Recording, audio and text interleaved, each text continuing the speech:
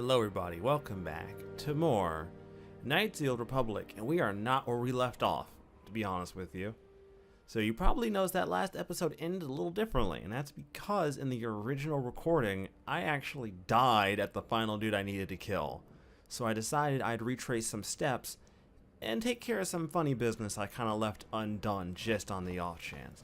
First one is Dia. This was the first chick we actually talked to when we started the game, and she actually had a bounty on her head. Now, we lifted that bounty up from Holden, so we should be able to get her to leave. You're back. Did you manage to get Holden to withdraw the price on my head? He called the bounty off? That's wonderful! I only wish I had something to give you as a reward. Wait a minute, I know. I don't have many credits, but there is something I can give you. It's a family heirloom. It's not much, but it's something. I can never truly repay you for helping me, but you'll always have my thanks for what you did. Well, alright. So we got an item out of this. I'm kind of curious as to what the hell we just got from her. But hey, family heirloom, right? Might be worth something. And I got no issue in selling someone else's shit. They're just going to hand it over. So what the hell did she actually give me?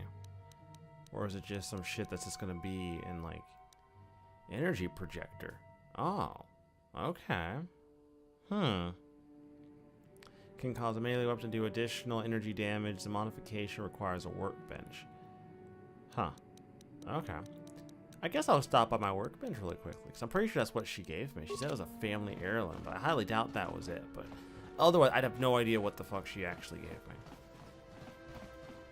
But since I'm currently using a physical-based weapon, that might actually come in handy for what we need to do.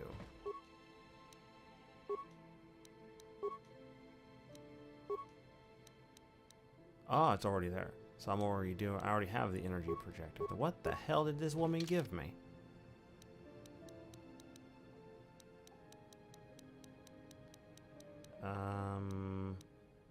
Cardio regulator, back data pad, that's not it. Possess side deck? Possibly. Missions, vibroblade, promised land journal, Sith papers, Zalbar's bowcaster. I have no idea what the hell she gave me, honestly. Well, in any case, we're gonna finish up some stuff that we didn't do. Oh god damn it, am I by myself? Normally this wouldn't bother me, but I really shouldn't be rolling on my own. So like I said before, there's some stuff we need to do because we didn't do it originally, and since I kind of jumped down there without actually doing it, I figured this would be a really good opportunity to double back and take care of some side stuff. Now there's one other side thing I need to do, which is the arena. But between now and when we actually get off a terrace, I have plenty of time to actually do that. So that gets me a few more levels beneath my belt before I actually jump in and try to get that nonsense done. It's not like super difficult, but between the rat ghoul serum, which I'm probably just gonna sell, honestly, the guy can probably afford to pay me good, and I need the money more than anything else. At this point, I don't even care about doing the right thing. I care about lining my pockets, honestly. Money means I have better gear. Better gear means I can kill more people, and killing people means I get more experience. As far as I'm concerned, I'm okay with it. And when we leave, you'll understand why I'm not that concerned about the rat ghoul being a problem. Remember, if you get your hands on that rat ghoul serum, take it to Zach's in the lower city bounty office. I gotta take it to Zach's. So now, I'm going to tell you up front, if he offers me some bullshit amount, I'm just giving it to the doctor. But this game has been really good. This game is like BioShock in a way, right? Like, it's not going to screw you over unnecessarily, right? So, it's one of those things to where, like, if you pick the choice that you feel is best, you're usually still going to walk away in one piece. It's not going to, like, screw you over, fundamentally at least.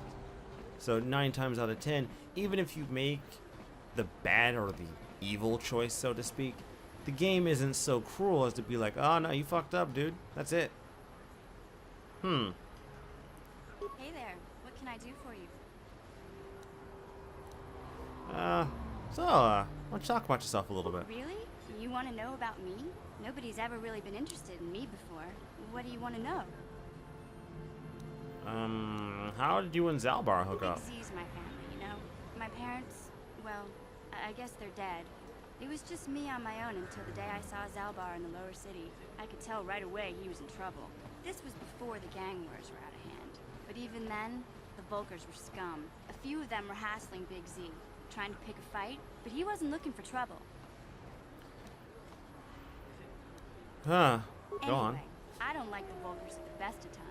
And when I saw them picking on this poor Wookiee, all alone on a strange planet, overwhelmed by the big city, I just lost it. I screamed out, "Leave him alone, you core slimes!" and charged right at them. Well, one of them saw me coming and slapped me so hard he just about knocked me cold.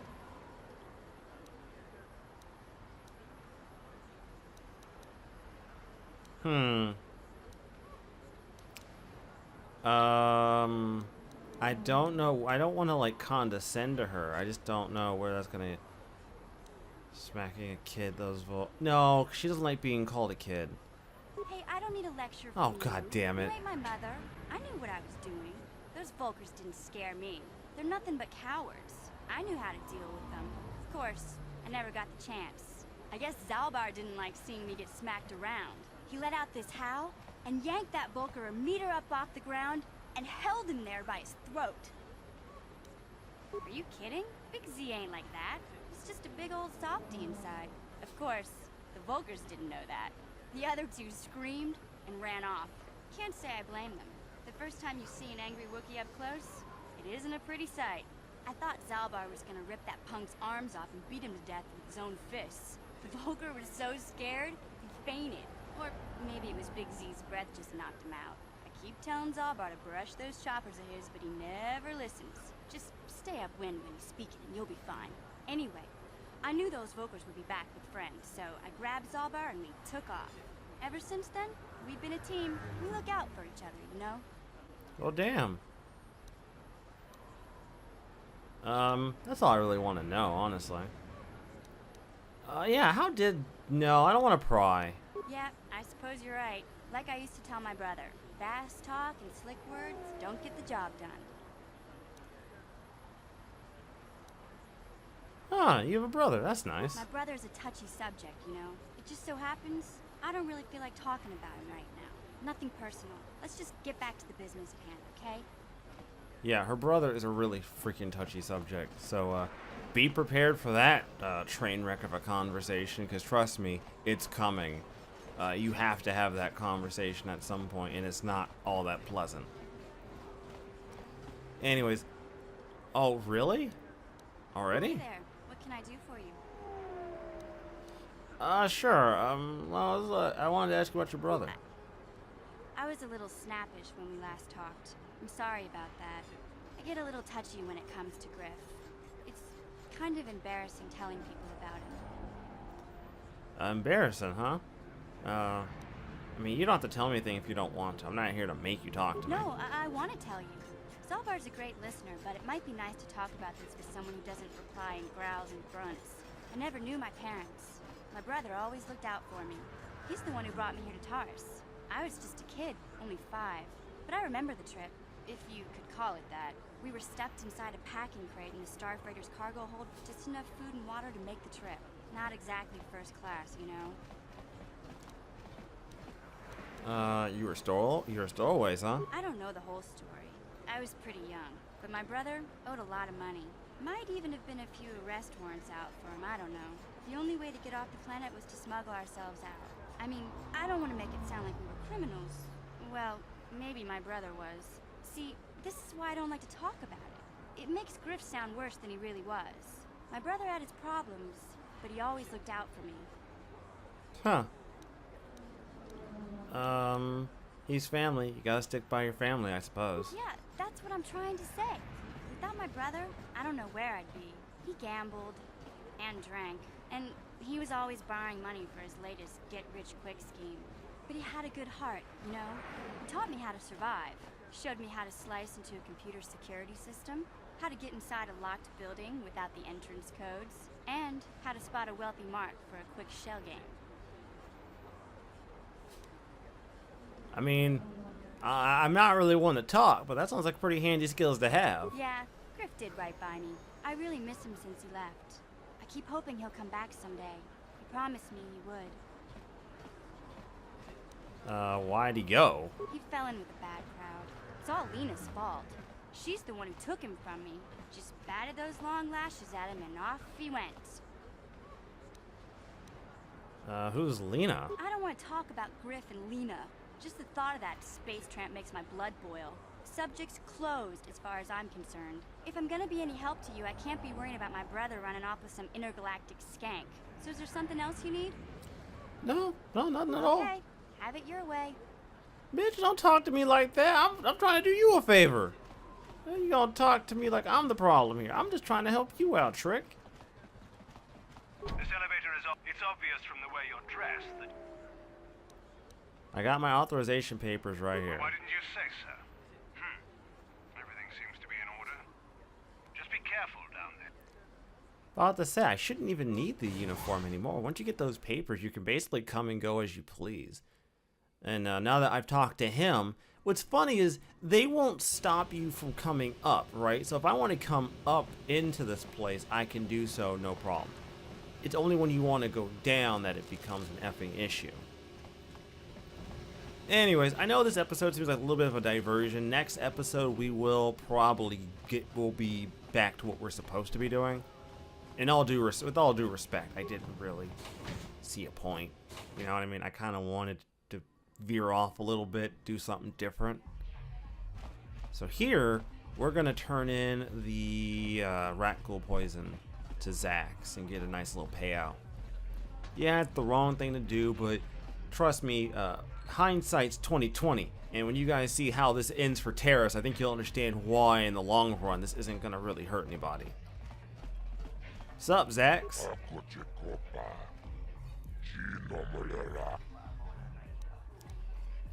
Yeah, so Gurney said I should speak to you about the rat ghoul serum.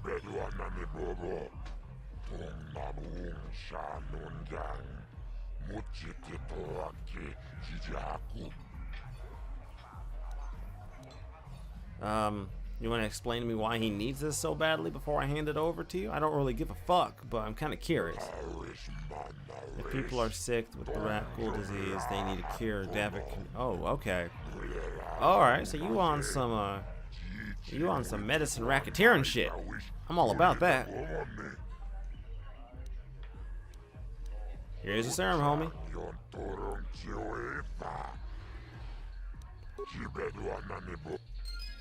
I don't give a fuck. Can't convince me I did the wrong thing. I did the right thing. I got me some money out of this, homie. I got me a nice little payout.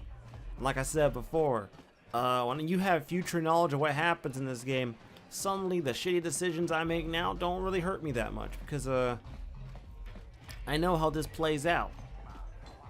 And trust me, I will not be on the wrong side of history when it's all said and done. Generally speaking, Terrace won't have much of a history when this is all said and done, so who gives a shit? It's all good.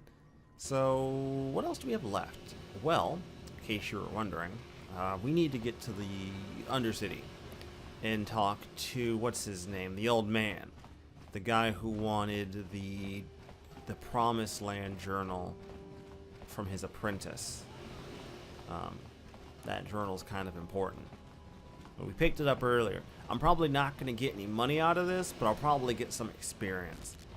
And then when we're done with this segment down there, I'll probably finally do the thing with the fighting pits. And that's like the last actual side quest. Cause the last bounty I have to take care of is literally the guy who only does death matches, and they don't allow those. So that's gonna be fun to show you guys because that's an odd situation to be in.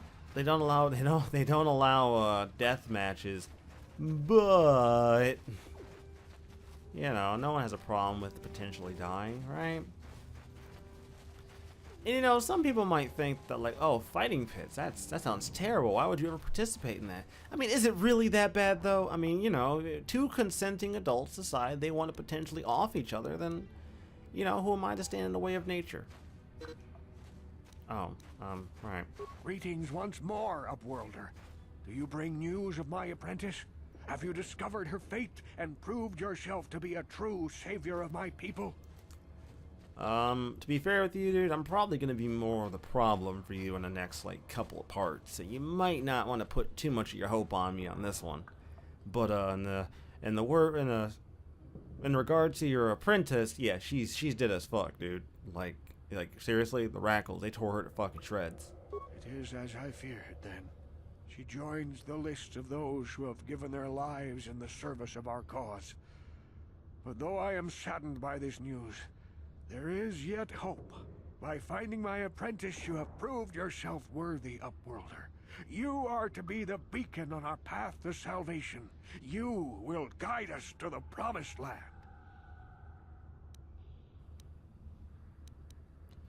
Guide you? I don't even know where the hell this Promised Land is. You are marked, Upworlder. Even my dim old eyes can see the mantle of destiny that cloaks you. Perhaps old Rookhill knows you better than you know yourself. Doubt I'm it. old. I have lived 100 years in the Undercity, cast down into the darkness. I know the legends and history of our people, and now you must learn it too. I have no real interest in your history, but screw it. I want to hear it. The great city of Taris covers the entire surface of this planet. There is no land to grow food. Kelp harvests and the creatures of the sea are our only food source. A century ago, rising levels of toxic pollution poisoned the oceans, and famine swept the planet. The rich hoarded food for their own use, and the poor were left to starve and die. From what I've seen of Terrace, it doesn't look like much has changed. Except for the upper city, people here are just as bad off as the poor in your little history. But the poor rose up against this tyranny, and civil war engulfed the planet. Millions died in the fighting, and huge sections of Taris were destroyed or abandoned. The rebellion was crushed in the end. Thousands were taken prisoner. The jails could not hold them all, and so the practice of banishing all prisoners to the Undercity was born. So, is that how you ended up down here? Many brave men and women were banished here to the Undercity for their part in the rebellion. People like my father and grandfather were cast down, along with their families. What did you expect? If they could get away with it, the Teresian nobles would stuff their own mothers down here to make more room in the upper city. Now we live a dark existence beneath the streets of Terrace, a life devoid of all hope but one, the Promised Land. And you will be the one to show us the way to get there. Okay. You know, I'm not really a fan of this fairy tale, but sure. What is the Promised Land? Legends tell of a self-sufficient colony founded just before the famine and lost during the Civil War. A paradise beneath the Undercity where droid servants tend to every need. For many years I searched for the Promised Land, just as my grandfather and father did before me. When I became old and gray, my apprentice continued the search on my behalf. Sounds like a myth to me. Something to give the people here some false hope to cling to so they don't go mad with despair. I have collected many clues hinting at its location. The journal of my apprentice provides yet more information. But still, there are too many pieces missing from this puzzle. But I know my father and grandfather each had journals where they recorded their own discoveries. Perhaps with their journals, I could at last uncover its hidden location. Well, I do have one of them that you're looking for. Yes, Upworlder. Well done. However, I see that this journal alone does not have enough clues for me to I'm afraid that only with all three I will leave this journal. Welcome back. So, I guess... It is many. So, he wants us to find all three journals. Huh. Well, that turned out to be an interesting little side quest. Anyways, guys, next time on Night Sealed Republic, I gotta get back to where we were. So, next episode, we will be at the entrance to the Black Vulcar base where I left off. And, from there, we will continue our adventure. Stay tuned and have a wonderful day.